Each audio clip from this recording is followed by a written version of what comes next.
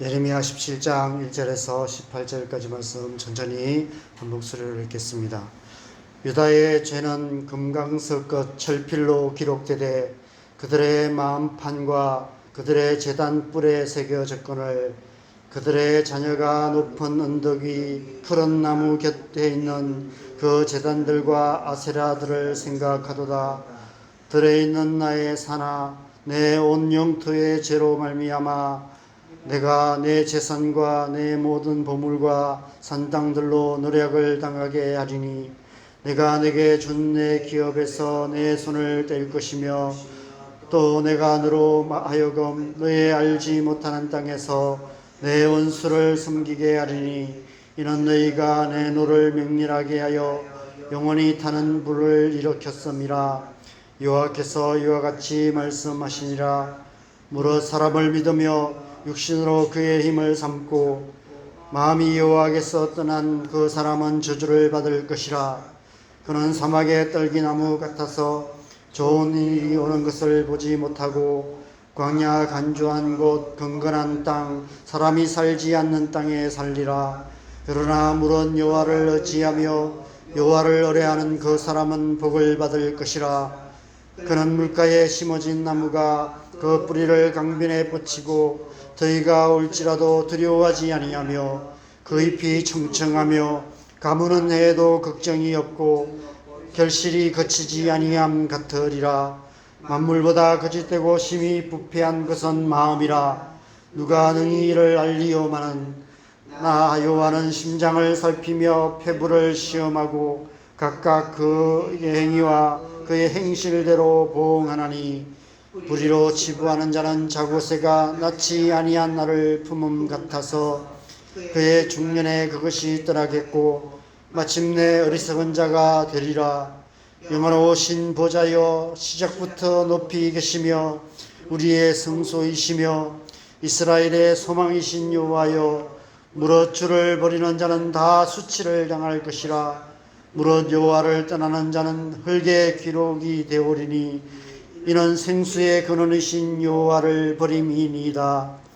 여호와여 주는 나의 찬송이시오니 나를 고치소서. 그리하시면 내가 낫겠나이다.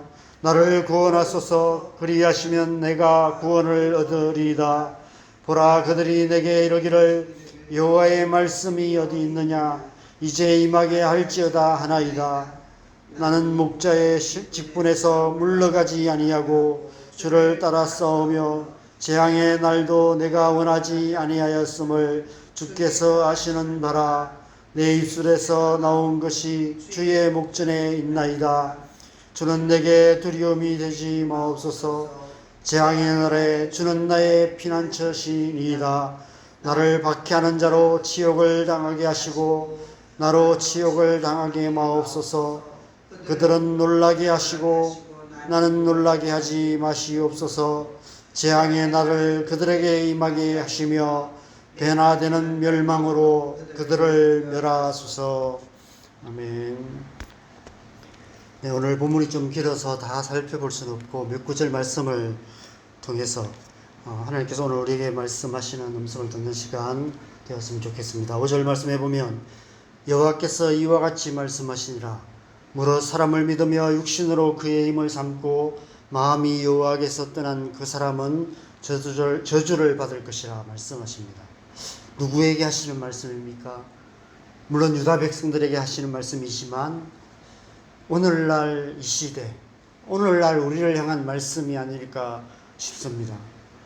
오늘날 이 시대는 인본주의 시대입니다.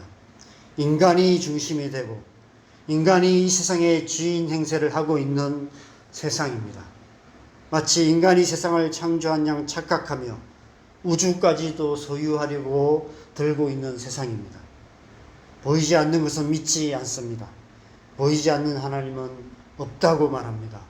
눈에 보이는 것만 믿고 살라 말하는 세상입니다. 눈에 보이는 것 중에 가장 믿을 만한 존재가 어떤 존재일까요? 사람밖에 없습니다. 그것도 다른 사람은 믿을 수가 없습니다. 세상에 믿을 사람 아무도 없기 때문입니다.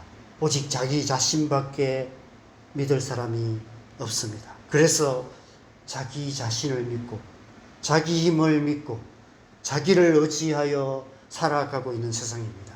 자기의 지혜, 자기의 능력, 자기의 재능을 최대한 발휘하면 잘 살 수 있다라고 믿는 세상입니다. 그 결과 이 세상은 약육강식의 동물의 왕국 같은 세상이 되어버렸습니다. 남들보다 머리 좋은 사람, 힘 있는 사람, 뛰어난 재능을 가진 사람들에게 이 세상은 그런대로 살만한 하나님 없는 천국 같은 세상입니다. 그러나 이 세상에는 최소한의 생존권조차도 보장받지 못한 채 지옥 같은 삶의 현실을 살아가는, 고통스럽게 살아가는 사람들이 훨씬 많습니다. 6절 말씀에 보면 그런 사막의 뜰기나무 같아서 좋은 일이 오는 것을 보지 못하고 광야 간주한 곳 근근한 땅 사람이 살지 않는 땅에 살리라 말씀합니다. 무엇보다도 큰 비극은 영적인 황폐함입니다. 인간의 영혼이 황폐해져 가고 있다는 것입니다. 하나님의 형상으로 지음받았지만 하나님을 떠남으로 처음부터 잃어버린 바 된, 그래도 그나마 흔적이라도 남아있던 인간성마저 완전히 상실되어 버린다는 것입니다. 어떻게 인간이 그런 짓을 할 수 있을까 싶은 일들이 계속해서 일어나고 있습니다. 요즘 뉴스에 들어보면 계속 그런 일들이 일어납니다. 사막의 뜰기나무 같은 메마른 영혼으로 말미암은 그런 일들이 일어나고 있습니다. 그 무엇으로도 채울 수 없는 목마름으로 고통하며 울부짖으며 몸부림치며 살아가고 있는 영혼의 고통이 이렇게 눈으로 보여지는, 느껴지는 그런 세상 속에 우리가 살아가고 있는 것입니다. 그것이 견딜 수 없어서 그 고통을 못 견뎌서 자기만 죽을 뿐 아니라 다른 사람도 죽이는 그런 세상을 우리가 살아가고 있는 것입니다. 생수에 거론된 하나님을 떠난 우리 영혼의 목마름은 당연한 결과입니다. 육신의 눈으로 보기에 이 세상은 점점 더 발전하고 점점 더 살기 좋은 세상이 되는 것처럼 보이지만 하나님 보시기에 이 세상은 광야 간주한 곳, 근근한 땅, 사람이 사람답게 살 수 없는 저주받은 세상이 되어가고 있는 것입니다. 무엇보다도 유다 백성들의 영혼이 이미 그런 상태가 되어 있었다는 것입니다. 그들의 멸망은 이미 오래전부터 그들의 심령 안에서 일어나고 있었다는 것입니다. 금강석 철필로 그들의 마음판에 죄가 기록되어 있었고 구원의 뿌린 하나님의 제단의 뿔에조차도 죄가 기록되어 있는, 더 이상 구원의 역할을 하지 못하는 하나님의 성전, 하나님의 제단조차도 구원의 역할을 하지 못하는 그런 상태가 되어 있었던 것입니다. 앞으로 일어날 예레미야를 통해서 선포되는 그 멸망은 외적으로 드러나는 결과일 뿐입니다. 이미 오래전부터 그들의 심령은 이미 멸망한 상태가 되어 있었다는 것입니다. 지금 이 시대에 일어나는 수많은 비인간적인 일 역시 마찬가지입니다. 이 땅의 영혼들의 상태가 고스란히 드러나고 있는 것일 뿐입니다. 그런데 7절 8절 말씀에서는 전혀 반대되는 말씀을 하십니다. 7절 8절 말씀을 한번 읽어보겠습니다. 그러나 물은 여호와를 의지하며 여호와를 의뢰하는 그 사람은 복을 받을 것이라. 그런 물가에 심어진 나무가 그 뿌리를 강변에 뻗치고 더위가 올지라도 두려워하지 아니하며 그 잎이 청청하며 가뭄에도 걱정이 없고 결실이 그치지 아니함 같으리라. 여러분, 어떤 말씀이 생각납니까? 우리가 잘 아는 시편 1편 말씀입니다. 시편 1편 말씀을 다시 기억하게 하십니다. 여러분, 신앙생활은 아주 단순합니다. 이 시편 1편 한 편 말씀만 마음에 새기고 이 마음에 기억하고 이 말씀대로만 살면 됩니다. 제가 개척교회 시작하면서 1월 1일 우리 창립 예배부터 우리가 시편 1편 말씀을 한 달 동안 함께 말씀을 나누었습니다. 이 시편 1편 말씀만 마음에 새기고 살아간다면 우리의 평생의 신앙생활은 하나님의 복을 받는 그런 신앙생활이 될 줄 믿습니다. 특별히 7절 말씀은 5절 말씀과 대조되는 말씀입니다. 5절 말씀에서는 무릇 사람을 믿으며 육신으로 그의 힘을 삼고 마음이 여호와에서 떠난 사람은 저주를 받을 것이라 말씀하시는데 7절 말씀에서는 그 말씀과 대조하여서 무릇 여호와를 의지하며 여호와를 의뢰하는 사람은 복을 받을 것이라 말씀하십니다. 7절에서 의지하다, 의뢰하다라는 비슷하지만 다른 단어를 쓰고 있는데 히브리어도 다른 단어입니다. 우리가 잘 알지 못하는 히브리어 의미를 찾아보지 않아도 5절 말씀과 대조해서 보면 그 의미의 차이를 알 수 있습니다. 여호와를 의지하며 라는 말씀은 5절에 사람을 믿으며 라는 말씀과 대조하는 의미입니다. 여호와를 의뢰하는 이라는 말씀은 육신으로 그의 힘을 삼고 라는 말씀과 대조되는 의미입니다. 하나님을 의지하며 하나님을 의뢰한다는 것은 하나님을 믿고 하나님의 능력을 의지하여서 의뢰하면서 살아가는 것을 말합니다.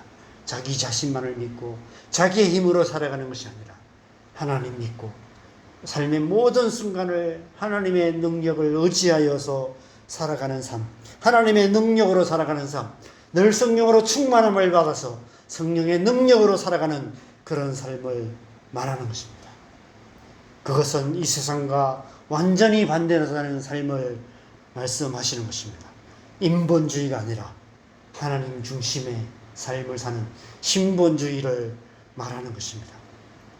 자기가 자기 삶의 주인이라고 주장하며 인간이 온 우주의 중심인 것처럼 착각하며 오만한 자로 살아가는 사람이 아니라 하나님이 주인 되시는 삶, 오직 하나님 중심의 삶을 사는 그런 사람, 그런 사람이 복을 받게 될 것이다 라고 분명하게 약속하고 계시는 것입니다. 그런 자들은 사막의 뜰기나무 같아서 물가에 심은 나무 같아서 사막의 뜰기나무가 아닌 물가에 심은 나무 같아서 더위가 올지라도 두려워하지 아니하며 가무는 해도 걱정이 없고 결실이 그치지 아니할 것이다 라고 말씀하십니다. 여러분 왜 이 시점에서 이 말씀을 하실까요? 하나님의 심판의 날이 올지라도 하나님께서 이런 자들은 지켜주신다는 것입니다. 아무리 메마른 땅이 오고 아무리 가뭄이 오고 하나님의 심판이 와서 다 말라 죽고 다 멸망할지라도 하나님을 의지하고 하나님을 의뢰하는 이 사람은 하나님께서 끝까지 지켜주신다는 것입니다.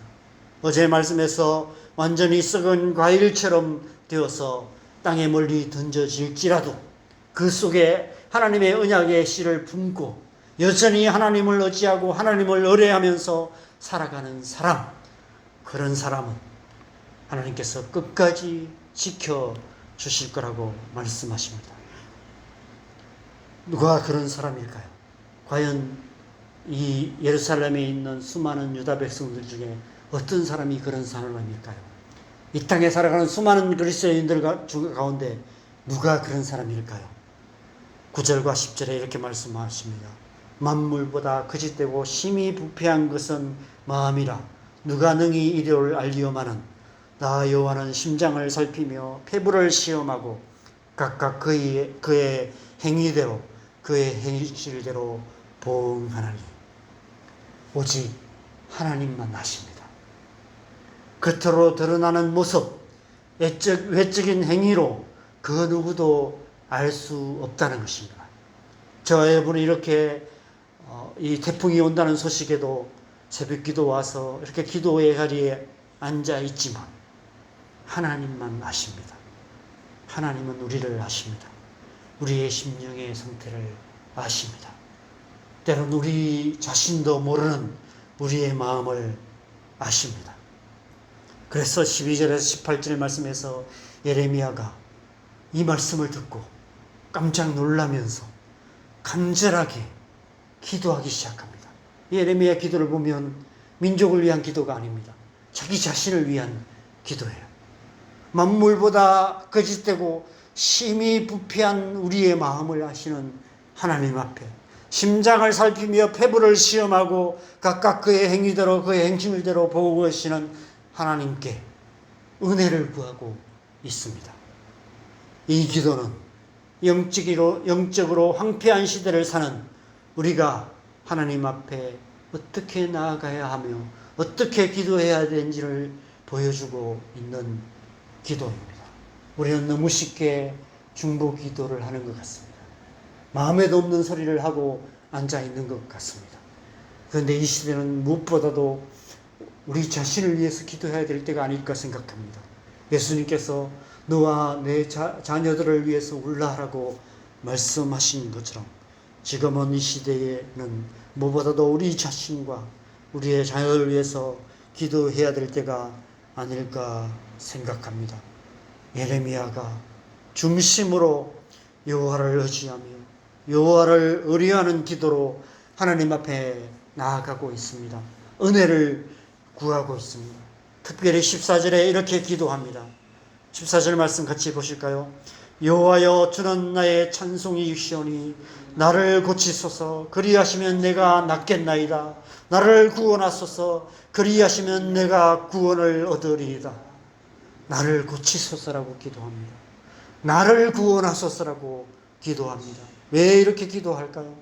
만물보다 거짓되고 심히 부패한 것은 마음이라 누가 능히 이를 알리오라는 이 말씀을 듣고 이 말씀 앞에 누구도 예외가 없다는 사실을 깨달았기 때문입니다. 자기 자신도 이런 자라는 것을 깨달았기 때문입니다. 내 마음은 그렇지 않아 라고 말할 수 있는 사람이 이 세상에 어디 있겠습니까? 예레미야 역시도 이렇게 기도할 수밖에 없었던 것입니다. 나를 고치소서, 나를 구원하소서라고 간절하게 기도했던 것입니다. 이 시대에 우리가 기도해야 될 기도가 아닐까 생각합니다. 하나님께 우리의 마음을 고쳐주시기를 기도해야 합니다.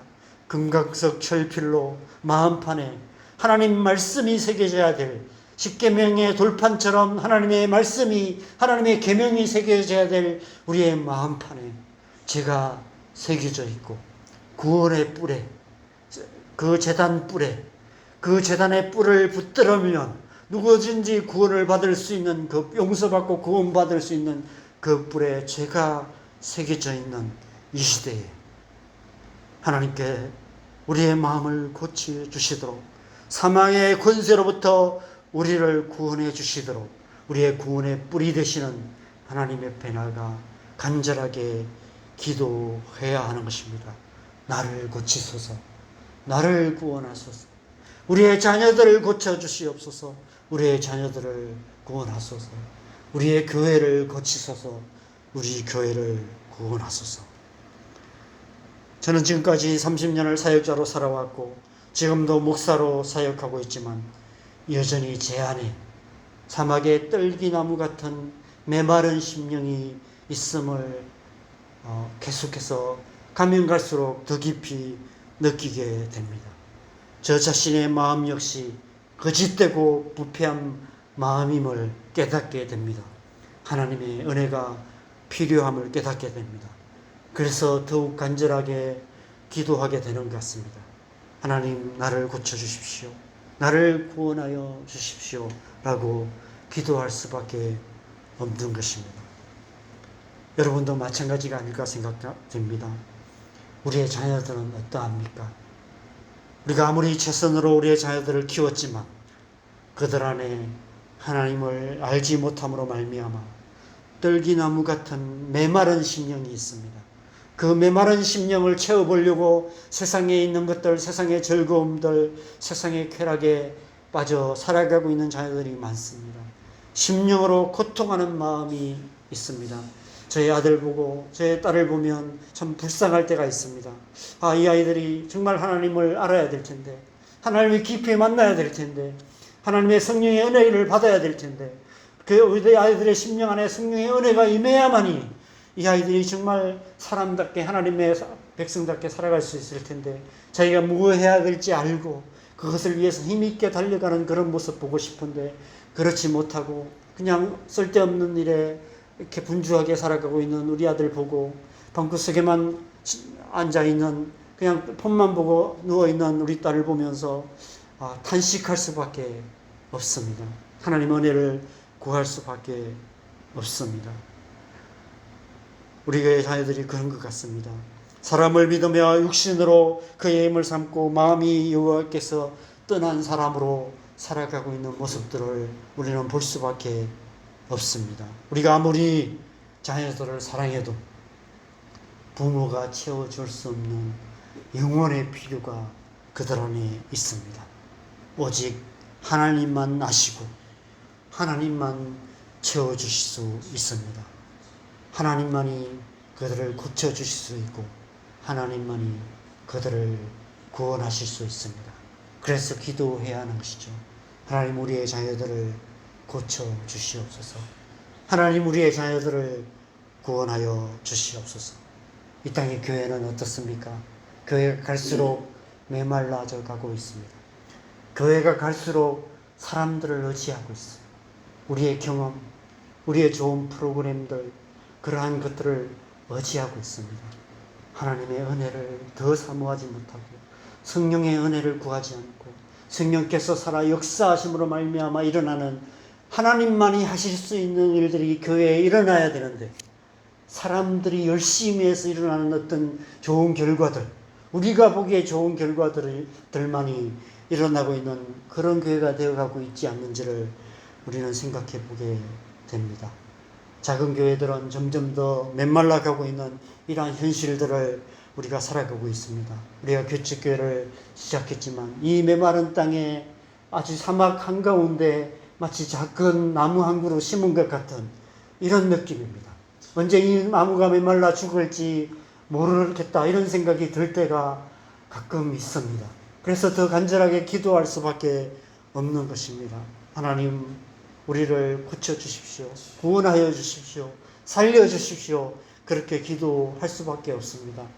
이 땅의 현실을 보면 한국교회의 미래가 정말 점점 더 이렇게 암울해지는 것 같습니다. 물론 한국교회만 아니라 이 나라의 현실도 마찬가지죠. 점점 더 결혼도 하지 않고 결혼해도 아이 낳지 않고 그냥 강아지만 껴안고 살아가고 있는 그런 젊은이들이 너무 많습니다.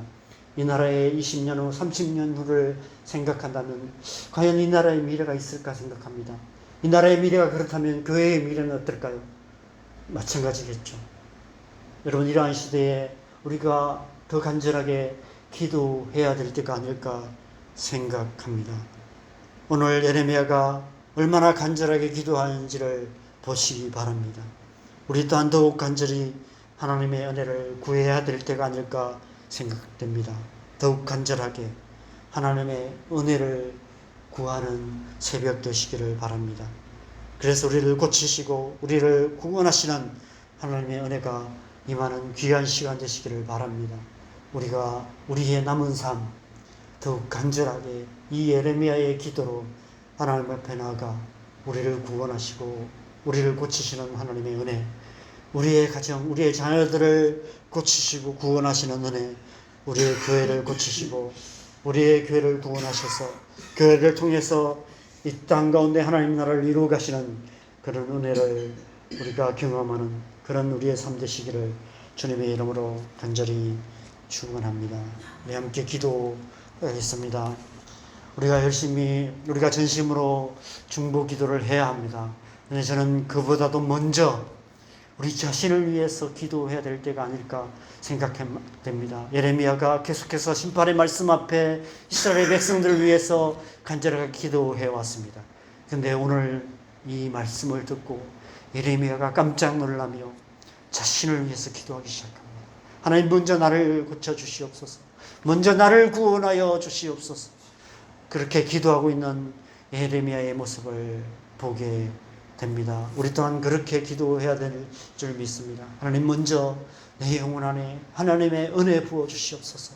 나의 심령에 성령의 은혜가 충만하여서 내가 날마다 순간마다 성령님의 은혜를 의지하고 성령의 능력을 의뢰하며 살아가게 하여 주시옵소서. 하나님, 우리의 자녀들을 고쳐 주시옵소서. 우리의 자녀들을 구원하여 주시옵소서. 우리의 자녀들 가운데 성령의 은혜 부어 주셔서 우리의 자녀들이 성령의 능력에 붙들림 받아서 하나님의 백성으로 살아가게 하여 주시옵소서. 이 땅의 교회 가운데 하나님의 은혜를 다시 한번 새롭게 부어 주시고, 주님 평양의 땅에 부어주셨던 그때 그의 그 은혜, 초대교회 주셨던 그 은혜, 역사 속에서, 이 땅의 교회 역사 속에서 위기의 상황 가운데마다 하나님께서 주셨던 그 부흥의 은혜가 다시 한번 이 땅의 교회 가운데 부어져서 다시 한번 교회가 승리의 은혜로 일어나서 하나님의 나라를 이루어가는 역사들을 우리가 보게 하여 주시옵소서. 이 새벽에 하나님의 은혜를 구하면서 하나님 앞에 간절히 기도하고, 자, 이렇게 기도하시다가 들어가시면 좋겠습니다. 같이 기도하겠습니다. 하나님 아버지, 아침에 우리가 기도합니다. 하나님, 은혜를 부어 주시옵소서. 성령을 부어 주시옵소서. 먼저 우리의 심령 가운데 성령 은혜로 충만하게 하여 주시옵소서.